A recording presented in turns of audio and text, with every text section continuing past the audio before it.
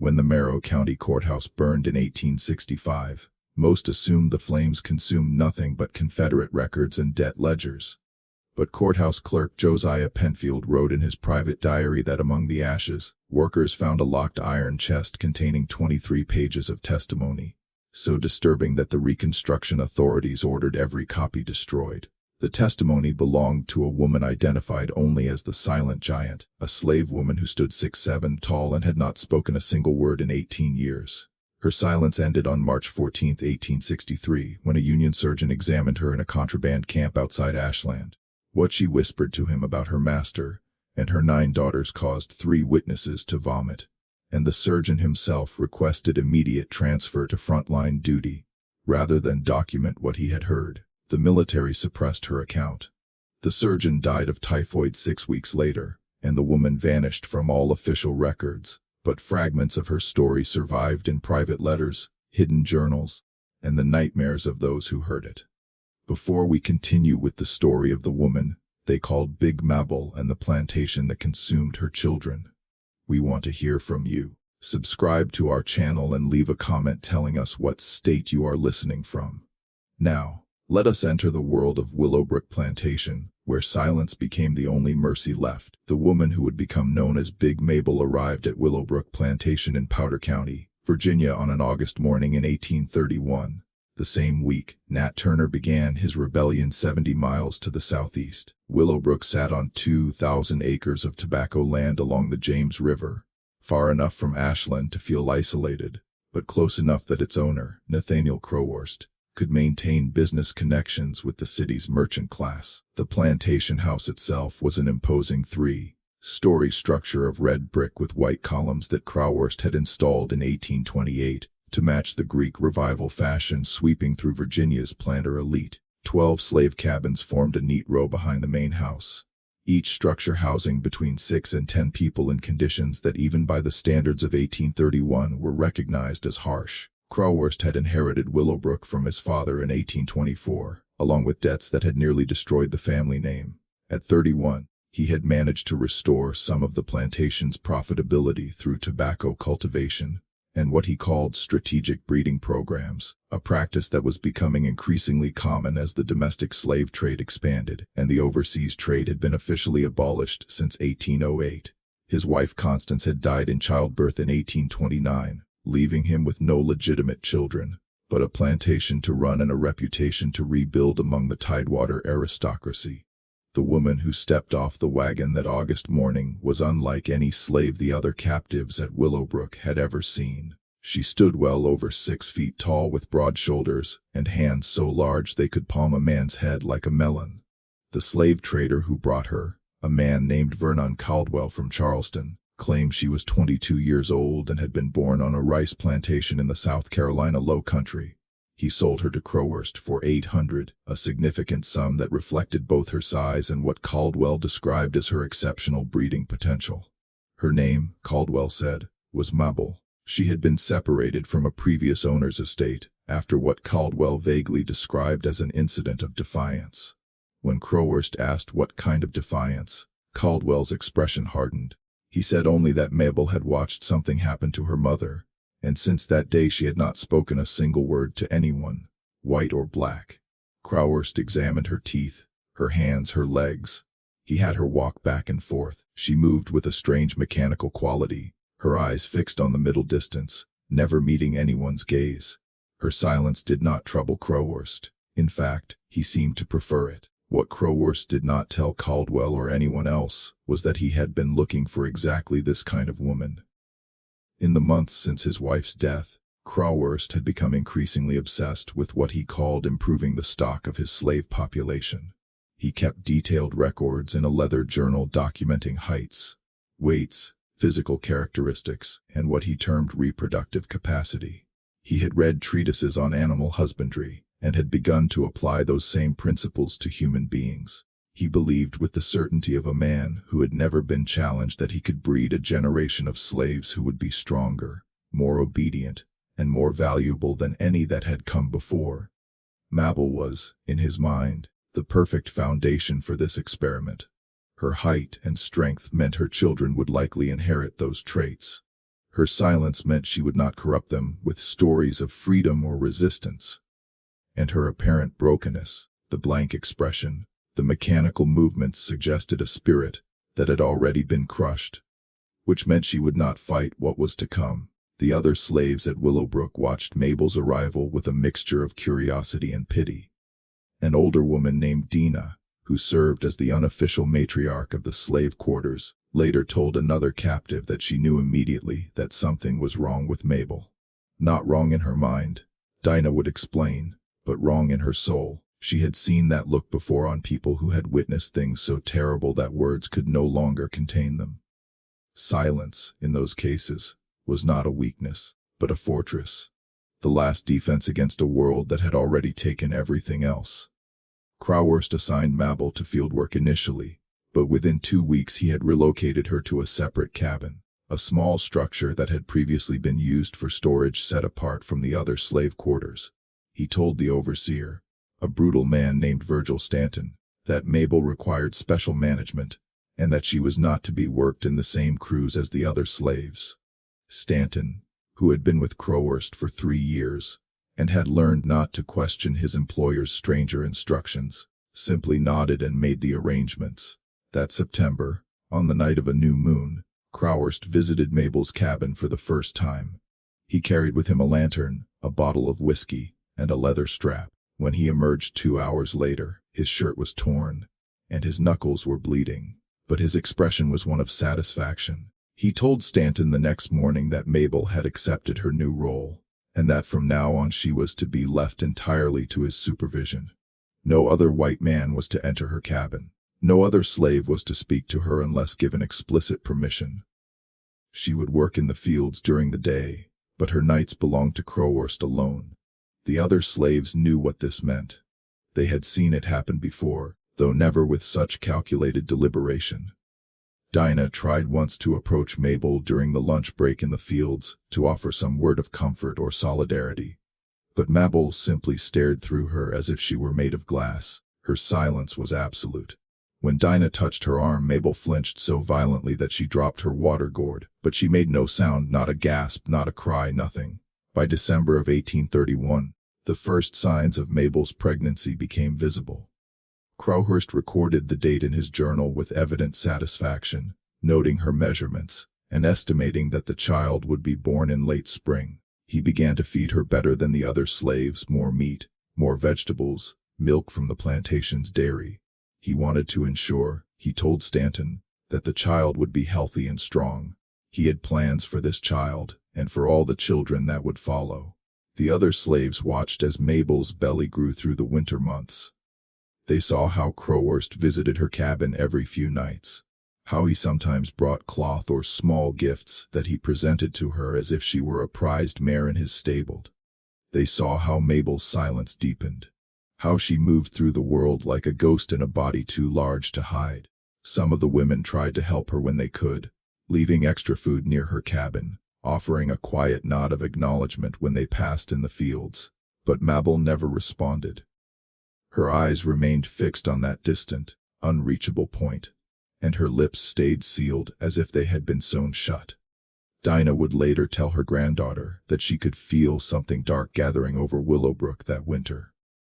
The air felt heavier than it should, she said, and birds seemed to avoid the area around Mabel's cabin. Dinah did not believe in curses or haunts in the traditional sense, but she believed in evil, the humankind that needed no supernatural explanation, and she believed that Nathaniel Crowhurst was bringing something terrible into being, something that would not be satisfied until it had consumed everything in its path. Mabel's first child was born on May 3, 1832, during a thunderstorm so violent that the oldest slaves claimed it was the worst they had seen in 20 years. The midwife, a skilled woman named Patience who had delivered hundreds of babies on various plantations, later told Dinah that the birth itself was unremarkable. The baby was large and healthy, a girl with her mother's height already evident in her long limbs. What disturbed Patience was Mabel's complete silence throughout the labor. Most women screamed, cried, cursed, or prayed. Mabel made no sound at all. She stared at the ceiling beams of her cabin, tears streaming down her face, but her mouth remained closed. When Patience placed the baby in her arms, Mabel looked at the child with an expression that Patience would describe years later as the saddest thing I ever witnessed ever. It was not the sadness of exhaustion or pain, but something deeper, a grief that seemed to know the future. Crowhurst named the child Lydia and recorded her birth in his journal with meticulous detail. ALB 3 O's 22 and long. Perfect specimens, he wrote. Both mother and daughter. He visited the cabin the next day with a small silver rattle, an object that seemed grotesquely out of place in the sparse dirt-floored room. He placed it in the baby's hand and smiled with the satisfaction of a man whose investment was paying dividends. Mabel watched him with those empty eyes, holding her daughter close, and said nothing. For the first year of Lydia's life, Mabel was allowed to keep the child with her. Crowhurst believed, based on his readings about animal breeding, that the mother's milk and care in the early months would strengthen the child's constitution. He continued to visit Mabel's cabin regularly, and by the time Lydia turned 8 months old, Mabel was pregnant again. The pattern had been established. Crowhurst had no intention of stopping. The second child, Rachel, was born in March of 1833. The third, Judith, arrived in November of that same year. The fourth, Ruth, came in July of 1834. Each pregnancy followed the same ritual. Crowhurst's visits, Mabel's silence, the birth attended by Patience, and the careful documentation in Crowhurst's journal. Each time Mabel held her newborn daughter with that same expression of unbearable sadness, and each time she remained silent. The other slaves began to understand the full scope of Crowhurst's design. He was not simply taking Mabel as a concubine, as many slaveholders did. He was systematically breeding her, treating her as livestock with the explicit goal of producing as many children as possible. And every single child was a girl. This was not by chance, the older slaves whispered, but by design. Crowhurst wanted daughters because daughters could be bred in turn. He was planning generations ahead, building what he called his improved line. By 1836, Mabel had given birth to 6 daughters: Lydia, Rachel, Judith, Ruth, Esther, and Naomi. All of them showed signs of their mother's unusual height. Lydia, at 4 years old, was already as tall as a typical 6-year-old. Crowhurst was delighted. He had begun to separate the older girls from their mother, assigning them to work in the main house where he could observe their development more closely. He told Stanton that he wanted them to learn domestic skills, cooking, cleaning, sewing, so that they would be more valuable when the time came. But those who worked in the house saw how Crowhurst watched these little girls, how his eyes followed them with the same calculating assessment he had once directed at their mother. The female house slaves began to fear what would happen when these girls reached adolescence. Mabel saw her daughters less and less as they grew older. Crowhurst had decided that limiting contact between mother and children would prevent Mabel from teaching them any ideas about resistance or escape.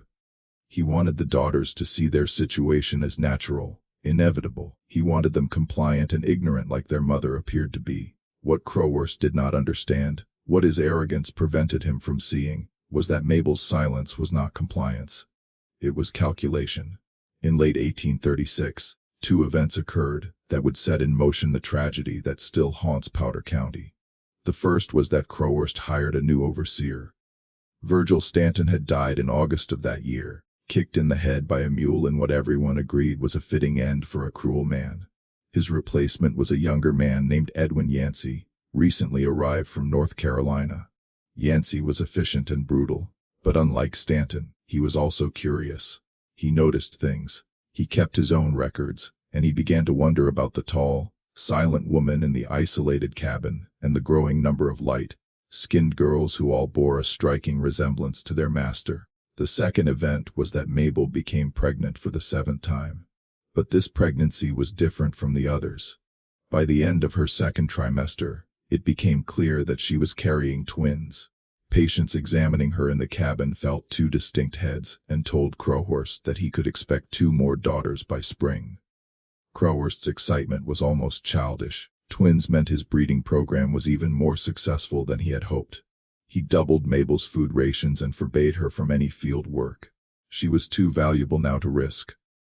The twins, Hannah and Abigail, were born on March 22, 1837. Both survived, both were healthy, and both were girls. Crowhurst now had 8 daughters from Mabel, ranging in age from 5-year-old Lydia to newborns Hannah and Abigail.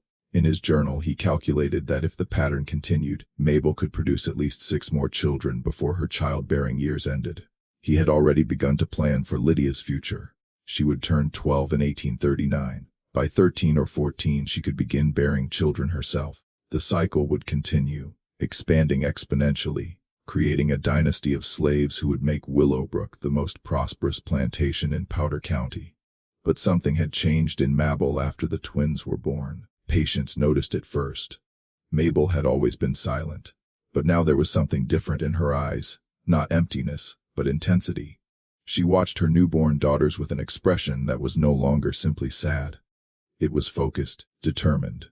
For the first time in 6 years, patients saw Mabel's jaw clench with what looked like rage. On a cold night in November of 1837, 6 months after the twins' birth, screams erupted from the main house. The slaves in the quarters heard Crowhurst shouting, then the sound of something heavy crashing. Yancey emerged from his cabin with a pistol and ran toward the house. What he found inside would become the subject of whispered speculation for decades to come, though the official record would say almost nothing about it. 5-year-old Lydia was cowering in a corner of Crowhurst's study, her dress torn. Crowhurst himself was bleeding from a wound on his head caused by a brass candlestick that lay on the floor. And standing in the doorway, silent as always, but with her massive frame blocking any exit, was Mabel. In her hand, she held a kitchen knife. She had somehow left her locked cabin, made her way to the main house, and found her daughter in Crowhurst's study. What exactly she had witnessed was never officially recorded, but the implications were clear to everyone present. Yancey raised his pistol, aiming at Mabel's chest. For a long moment, nobody moved. Then Mabel did something extraordinary. She looked directly at Crowhurst for the first time since her arrival at Willowbrook 6 years earlier. She looked at him with an expression of such profound hatred that Yancey later told his wife it made his blood run cold. And then, still holding the knife, she turned and walked out of the house. She did not run. She simply walked with that same mechanical gait back toward her cabin. Crowhurst, wiping blood from his face, screamed at Yancey to shoot her, but Yancey hesitated. Something in Mabel's deliberate, calm departure had unnerved him. She was not fleeing like someone who feared punishment. She was withdrawing like someone who had accomplished exactly what she intended. Before Yancey could make a decision, Mabel had disappeared into the darkness. They found her the next morning, sitting in her cabin with her 9th daughter, a newborn she had delivered by herself during the night. No one had even known she was pregnant again. The baby, whom Crowhurst would name Miriam, was small but alive. Mabel sat holding her, dried blood on her thighs, the kitchen knife placed deliberately on the floor in front of her. She stared straight ahead, silent as always, waiting for whatever would come next. Crowhurst was faced with a dilemma. By law and custom, Mabel's attack on a white man, even in defense of her daughter, was a capital offense. He could have her hanged or sold away. But doing so would mean losing his breeding program, his improved line, and the fortune he believed these children represented. After a week of deliberation, he made his decision. Mabel would be punished but not killed. She would be locked in her cabin permanently, let out only for necessary physical maintenance. She would no longer see her daughters at all. And to ensure she could never attack anyone again, Crowhurst had a blacksmith forge an iron collar that would remain around her neck permanently, attached to a chain bolted to the wall of her cabin. The chain was long enough that she could move around the small space, but not long enough to reach the door. The other slaves watched in horror as this sentence was carried out. Dinah wept openly, which earned her 10 lashes from Yancey. The house slaves who had cared for Mabel's daughters were forbidden from speaking about what had happened. And Edwin Yancey, who had seen something in that moment in Crowhurst's study that he could not quite articulate, began to keep a secret journal of his own, a record of observations that would prove crucial years later. Mabel's punishment began in December of 1837. For the next 4 years she lived in that cabin, chained like an animal, visited only by Crowhurst for his purposes and by patients when births required medical attention. She gave birth to her 9th daughter in that first year of captivity. She never saw Lydia again. She never held Rachel or Judith or any of her other children. And she never ever spoke. But silence, as Dinah had understood years earlier, can be a weapon, and Mabel was sharpening hers with every passing day. The years between 1837 and 1845 transformed Willowbrook Plantation into something that even neighboring slaveholders found disturbing. Crowhurst's obsession with his breeding program had evolved into a mania that consumed his every waking thought. He had converted 2 rooms of the main house into what he called his study of human husbandry, filling them with charts, measurements, and daguerreotype images of Mabel's daughters at various ages. He corresponded with agricultural societies and even some medical professionals, though he was careful to phrase his inquiries in abstract terms that did not reveal the full scope of his experiments. The daughters themselves grew in their separate spheres, each one developing under Crowhurst's watchful eye.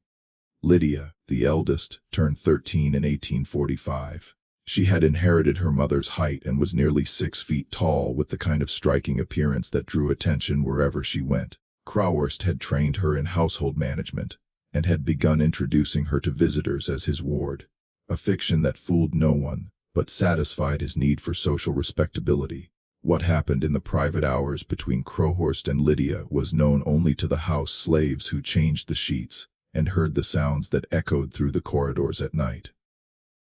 Rachel, Judith, and Ruth worked in the house as well, learning skills that Crowhurst claimed would make them valuable as skilled slaves.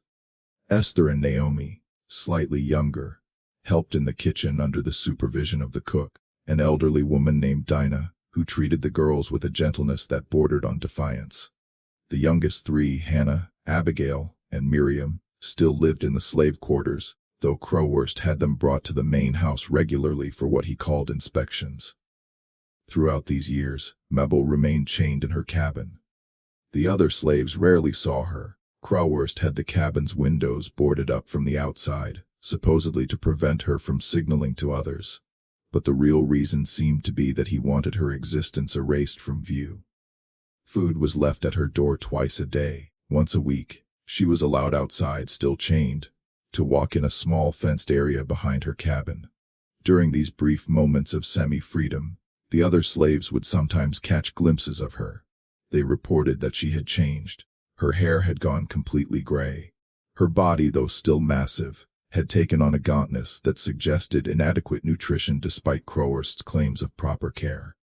But her eyes, those who dared to look into them, said her eyes had become something else entirely, not empty anymore, but burning. Edwin Yancey continued to keep his secret journal during these years, documenting observations that troubled him increasingly. He noted the ages of the daughters and the timing of when Crowhurst's nocturnal visits to their rooms began. He recorded the tears he saw on Lydia's face at breakfast the morning after her 13th birthday, and the way Rachel flinched when Crowhurst touched her shoulder when she turned 12. Yancey was no abolitionist. He believed in slavery and enforced it brutally. But he found himself repulsed by what he was witnessing. There was slavery, and then there was this. Even he could see the difference. In September of 1845, a Methodist circuit preacher named Reverend Thomas Sheffield visited Willowbrook as part of his rounds through Powder County. Crowhurst was not a particularly religious man, but he maintained appearances for social standing, and he allowed Sheffield to preach to the slaves on Sunday afternoons. Sheffield was a thin, intense man in his 40s, genuinely committed to spreading the gospel, even to those in bondage. Unlike many white preachers of the era, he actually seemed to care about the spiritual welfare of enslaved people, though his understanding of justice was limited by the blinders of his time and place. During his visit, Sheffield noticed the unusual number of mixed-race girls at Willowbrook, all bearing a striking resemblance to each other. He commented on this to Crowhurst, who explained with barely concealed pride that these were the daughters of a particular slave woman who possessed exceptional breeding qualities. Sheffield's expression darkened. He asked if he might speak with this woman to provide spiritual counsel. Crowhurst refused, claiming she was unwell and could not receive visitors. Something in his refusal made Sheffield suspicious. That evening, Sheffield spoke quietly with some of the older slaves, including Dinah. What she told him carefully, knowing the danger of speaking too freely to any white man, horrified him. She did not mention Crowhurst's sexual violence explicitly, but she spoke of Mabel's chains, her isolation, and the sorrow that hung over the plantation like a fog. She mentioned that Mabel had not spoken in 14 years, that she had been separated from her 9 daughters, that she lived in darkness. Sheffield understood enough to grasp the full picture. The next morning, before leaving Willowbrook, Sheffield confronted Crowhurst directly. It was a brave act, possibly foolish, for a circuit preacher with no wealth or power. He told Crowhurst that what he was doing was an abomination before God, that no amount of property rights could justify such treatment of a human being, that even within the institution of slavery, there were lines that should not be crossed. Crowhurst listened with an expression of cold amusement, then informed Sheffield that he was no longer welcome at Willowbrook. If Sheffield made any public accusations, Crowhurst warned he would sue him for defamation and use his considerable influence to have Sheffield removed from the Methodist ministry. Sheffield left shaken and angry, but ultimately powerless.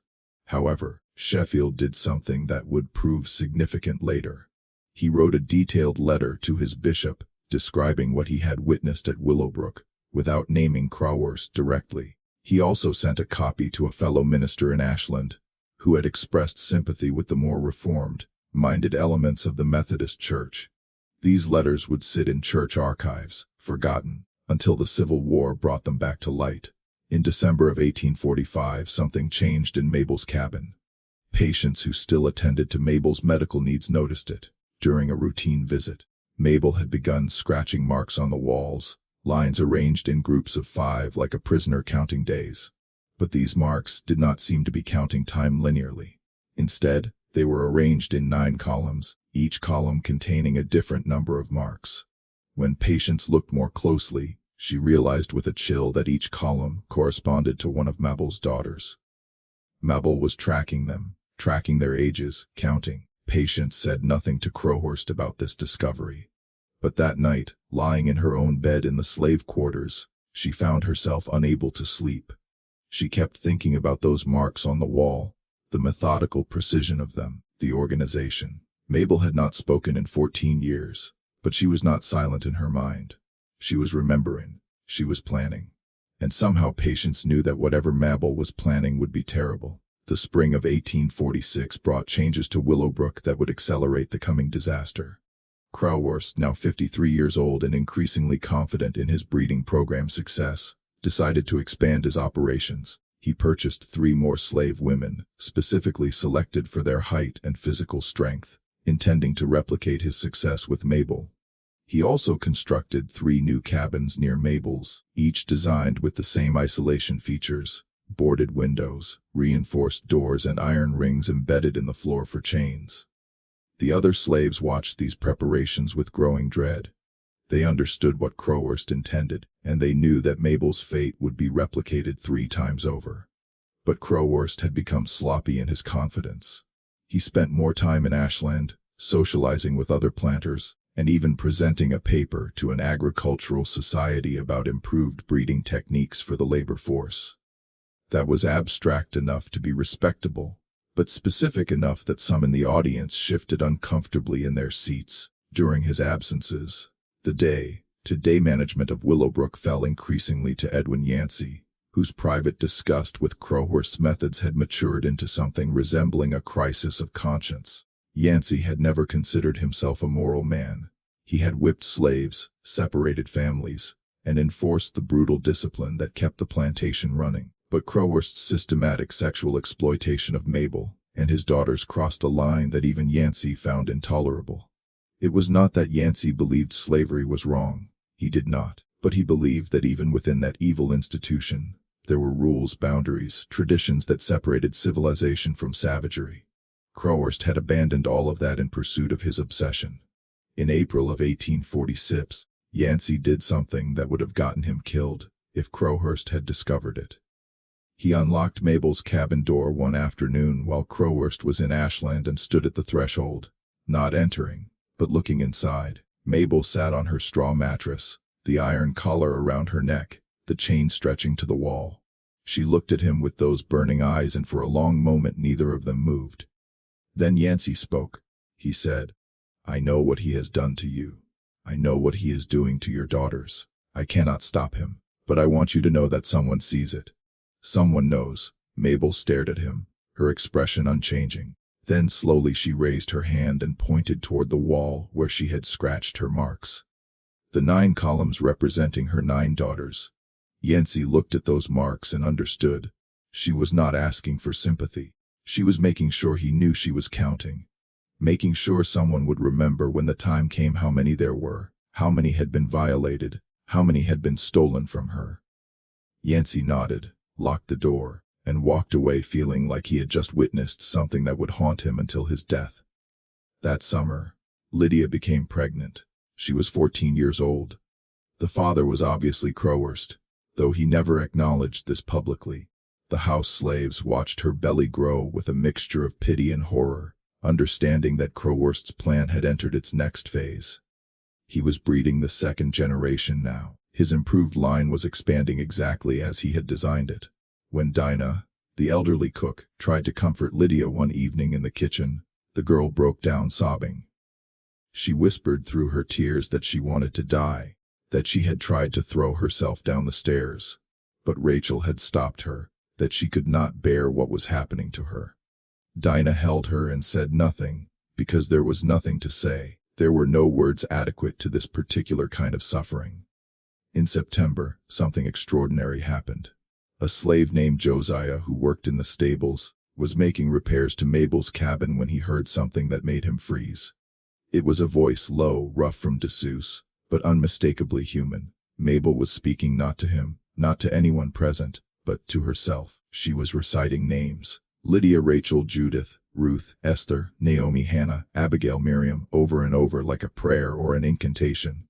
Josiah finished his repairs quickly and left without saying anything, but he told Dinah what he had heard.